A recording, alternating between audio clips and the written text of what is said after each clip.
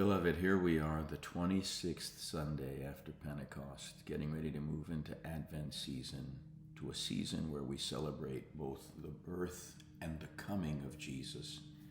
And I want to talk to you about the life of the Spirit and how breakthrough makes known the will and the intent of God.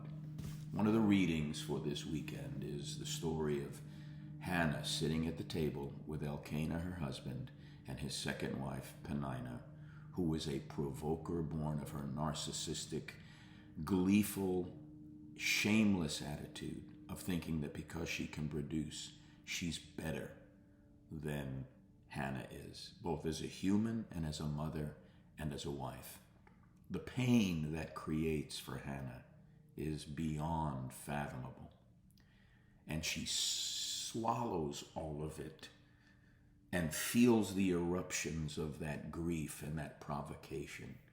It would have been easy for her to explode and pour out her wrath on Peninnah. But what would that have produced? She makes a decision, a redemptive decision.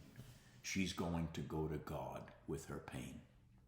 And when she gets to the tabernacle, she already knows there's a compromised priest there.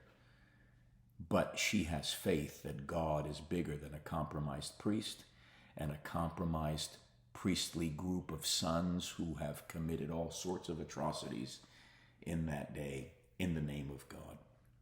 But she is in a sacred space where she is going to make a difference, even when Eli thinks it's foolish. Some of you are battling major provocation, major pain, major inner turmoil. It's so visceral, so deeply embedded, you feel it, but you don't know how to describe it. It's groanings too deep for utterance. And there's just a little sentence in the middle of it where it says, Hannah's lips were moving, but her voice wasn't heard.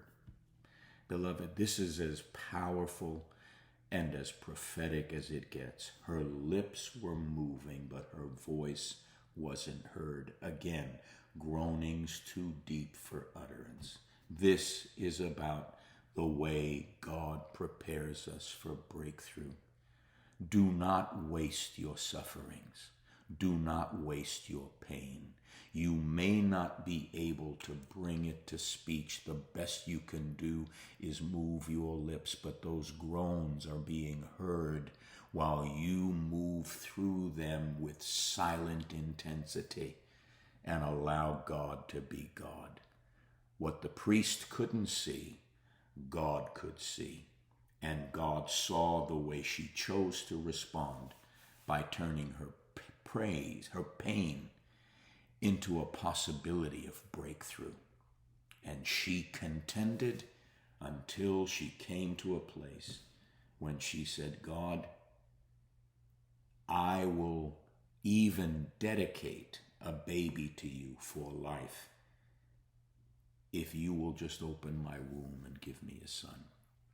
This is a foreshadowing of the Messianic age, but it's also an indication that she's willing to lose what God would give her simply to break the yoke of the pain. She makes a vow, and in making that vow, she moves heaven and earth, and God opens her up to possibilities that would not have been possible had her pain not been provoked by an enemy of her soul. But she transcends the attitude of the enemy at that table, and she knows she's not wrestling with flesh and blood, and she rises to the level of leveraging her pain for the empowering presence of the Holy Spirit. Peninnah wants to control. Eli wants to control. Peninnah wants to possess. Eli wants to possess. The Spirit wants to empower and fill. Demons want to possess and control. The Spirit fills and empowers from the inside out. And what seems silent to the enemy is blaringly loud and full of faith to the God who will fill us from the inside out. And the kernel of power for the breakthrough is in the pain of provocation. I've got a little sentence to finish what I just said. This little sentence, her lips were moving, her voice was not heard. Here's my little sentence. Get ready for breakthrough.